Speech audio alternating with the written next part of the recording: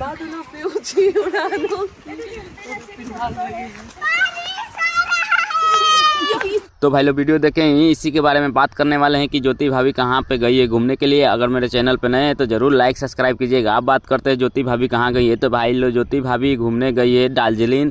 वहाँ पे देखें ही स्क्रीन पे कि कितना अच्छा लुक था, घूमने लायक एरिया कितना अच्छा है। तो भाई लोग इसीलिए ज्योति भाभी गई है क्योंकि चुनाव हारने के बाद बहुत थक चुकी थी, क्योंकि भाई लोग चुनाव में बहुत मेहनत की थी। ज्योति भाभी भी, पवन भैया, ऐसे तो बहुत सारा सिंगर किए थे मेहनत, बाकी ज्योति भाभी अभी घूमने गई है दार्जिलिंग।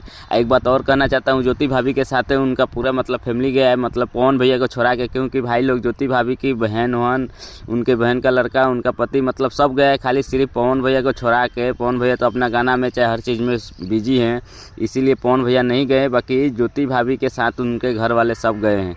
अब पवन भैया ज्योति भाभी के आप लोग फैन हैं तो ज़रूर लाइक सब्सक्राइब कीजिएगा। हम मिलते हैं अगला वीडियो में, तब तक के लिए गुड बाय।